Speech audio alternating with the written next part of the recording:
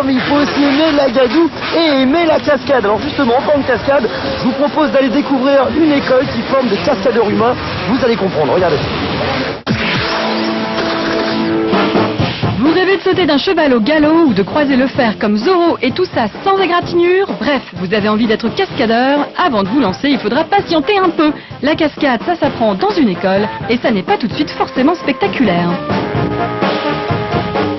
Les principes de base d'une école de cascade sont d'abord les sécurités, de comprendre qu'on n'est pas des petits furieux, mais des gens sérieux qui font un métier technique, un métier qui va nécessiter de savoir tous les arts martiaux, l'acrobatie, l'escrime théâtrale.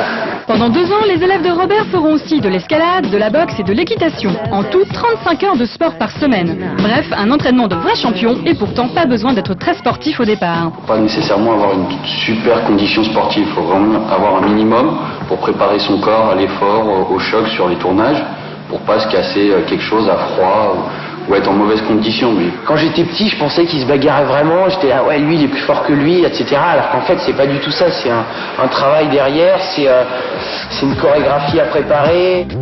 Eh oui, les muscles, les biceps, tout ça, ça sert à rien. Ici, on apprend surtout à calculer tous ces gestes pour savoir tomber sans se faire mal et se battre sans se blesser. Le plus important, on ne doit pas se faire mal, on ne doit pas faire mal aux autres, on doit être souple, laxe, avoir du ressort, de l'énergie, être capable de doser cette énergie, il faut savoir tomber, sans que ce soit une chute de judo évidemment, mais que ça fasse vrai.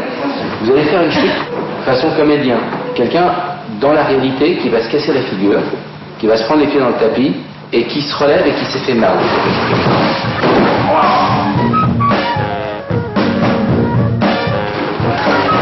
On n'est pas réellement adversaire, on est partenaire. Donc vous allez doucement, mais vous mettez l'intention seulement dans l'interprétation. Quand vous mettez un coup, vous faites semblant qu'il soit fort. Pour faire un vrai combat, c'est vraiment une complicité avec un partenaire et de pouvoir faire confiance à quelqu'un pour qu'il va me donner un coup. Et c'est à moi de lui faire confiance qu'il me le donne pas vraiment. Que là, tu vas faire celui qui prend une gifle et qui est vexé. D'accord. Tu donnes une dynamique et lui, il va falloir qu'il reproduise cette dynamique. Rajoutez par là-dessus un bon bruitage, placez la caméra au bon endroit et whoosh, l'illusion est parfaite. La violence au cinéma, c'est vraiment du cinéma.